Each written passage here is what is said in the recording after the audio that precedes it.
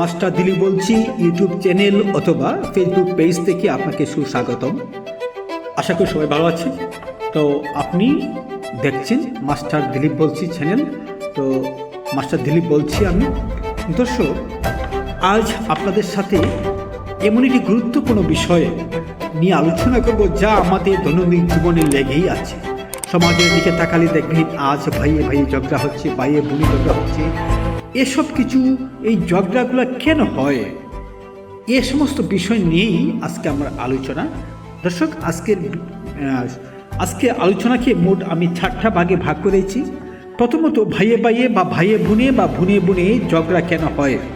দ্বিতীয় পর্বে ঝগড়া পরিণাম কি হতে পারে। এই ঝগড়া তো শুধু ঝগড়াতে সীমাবদ্ধ থাকে না, এর দূরত্ব কতটুক, মানে এর পরিণাম কি হতে পারে। তৃতীয় ধাপে আমরা আলোচনা করব প্রতিকার, কি করলে ভাইয়ে ভাইয়ে বা ভাইয়ে বোনে বা বোনে বোনে ঝগড়া কমে আসবে।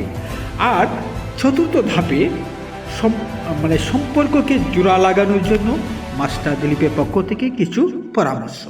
দর্শক, ভিডিওটা দেখতে থাকুন, শুনতে থাকুন, অবশ্যই আপনার উপকারে আসতে পারে। আর বলে রাখি দর্শক, নতুন হলে আমাদের চ্যানেলটি সাবস্ক্রাইব করবেন অথবা ফলো করবেন, পাশে থাকা বেল আইকন বাজিয়ে রাখুন, তাহলে আমাদের পরবর্তী এই ধরনের অনুপ্রেরণামূলক ভিডিও আপনি সবার আগেই পেয়ে যাবেন। তো শুরু করছি।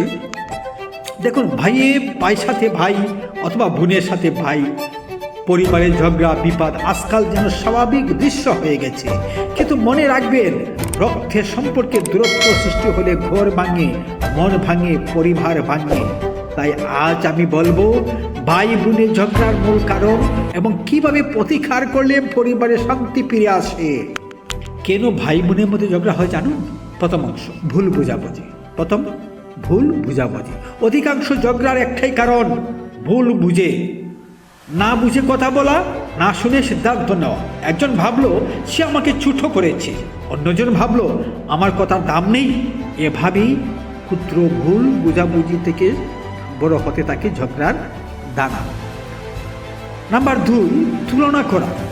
বাবা মা অনেক সময় অজান্তেই বলেন, ও তো তোর চেয়ে ভালো, ওর মতো হতে পারিস না। আর এখান থেকেই জন্ম নেই হিংসা, প্রতিযোগিতা, বিরক্তি। নাম্বার 3, দায়িত্বের অসামান্য।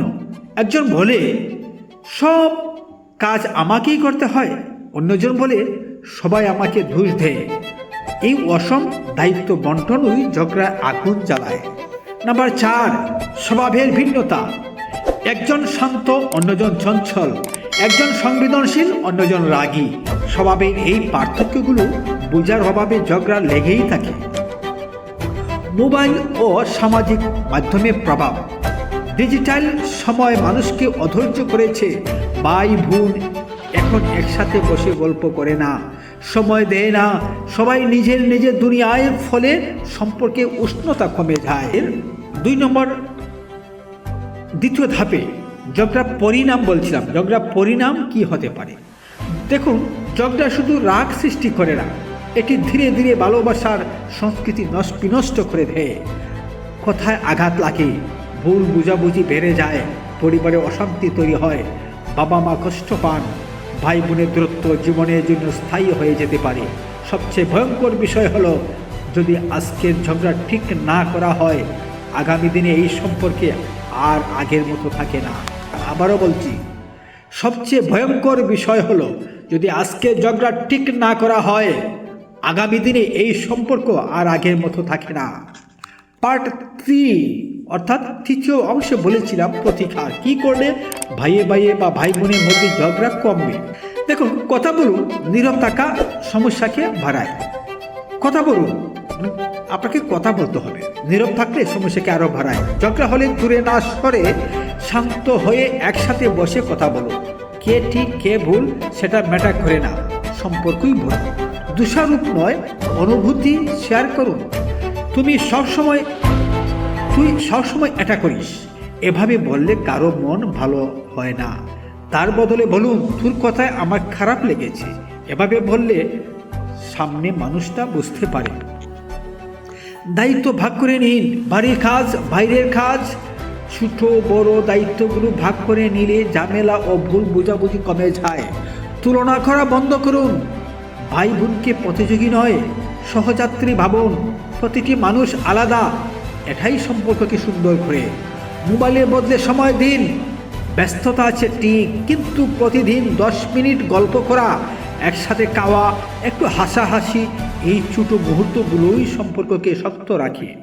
ক্ষমা চাওয়া কারো ছোটত্ব নয়। সরি বললে কেউ ছোট হয় না, বরং সম্পর্ক বড় হয়। এটা শেখার জন্য সবচেয়ে প্রথম পরিবারই সঠিক জায়গা। বাবা মাকে বোঝা উচিত সন্তান দুজনেই সমান। একজনকে বেশি পছন্দ করলে বা অন্যজনের প্রতি কঠোর হলে ভাই বোনের সম্পর্ক দুর্বল হয়ে যায়। বাবা মা ন্যায্য হলে পরিবার শান্তি বজায় থাকে। সম্পর্ক জোড়া লাগানোর জন্য বিশেষ পরামর্শ: ছোট সাফল্যগুলো একে অপরকে জানিয়ে খুশি হন। ছোট সাফল্যগুলো একে অপরকে জানিয়ে খুশি হন। জন্মদিন, গুরুত্বপূর্ণ দিনগুলো একসাথে করুন। প্রয়োজন হলে কিছু সময় দূরত্ব রাখুন, কিন্তু সম্পর্ক ভেঙে নয়। ভুল করলে ক্ষমা করুন, ভুল হলে ক্ষমা চান। মনে রাখুন, আজ যাদের সাথে ঝগড়া করছেন, কালের পরিক্রমায় তারাই আপনার পাশে সবচেয়ে বেশি দাঁড়াবে। ভাই বোনের ঝগড়া স্বাভাবিক, কিন্তু সেই ঝগড়া যেন সম্পর্ক নষ্ট না করে, সেটাই আমাদের কাজ। মনে রাখবেন, বন্ধুত্ব করা যায় হাজার জনের সাথে, কিন্তু ভাই বোনের সম্পর্ক জন্মগত, এটি ভাঙলে আর ফিরে পাওয়া যায় না। তাই চলুন ভাই বোনের সম্পর্ককে শক্ত করে তুলি। ঝগড়া নয়, ভালোবাসা, এটাই হোক পরিবারের মূল ভিত্তি। ধন্যবাদ দর্শক, ভালো থাকুন। দেখা হবে আমাদের পরবর্তী ভিডিও। একে অপরকে জানিয়ে খুশি হন। ছোট সাফল্যগুলো একে অপরকে জানিয়ে খুশি হন। জন্মদিন, গুরুত্বপূর্ণ দিনগুলো একসাথে করুন। প্রয়োজন হলে কিছু সময় দূরত্ব রাখুন, কিন্তু সম্পর্ক ভেঙে নয়। ভুল করলে ক্ষমা করুন, ভুল হলে ক্ষমা চান। মনে রাখুন, আজ যাদের সাথে ঝগড়া করছেন, কালের পরিক্রমায় তারাই আপনার পাশে সবচেয়ে বেশি দাঁড়াবে। ভাই বোনের ঝগড়া স্বাভাবিক, কিন্তু সেই ঝগড়া যেন সম্পর্ক নষ্ট না করে, সেটাই আমাদের কাজ। মনে রাখবেন, বন্ধুত্ব করা যায় হাজার জনের সাথে, কিন্তু ভাই বোনের সম্পর্ক জন্মগত, এটি ভাঙলে আর ফিরে পাওয়া যায় না। তাই চলুন ভাই বোনের সম্পর্ককে শক্ত করে তুলি। ঝগড়া নয়, ভালোবাসা, এটাই হোক পরিবারের মূল ভিত্তি। ধন্যবাদ দর্শক, ভালো থাকুন। দেখা হবে আমাদের পরবর্তী ভিডিও।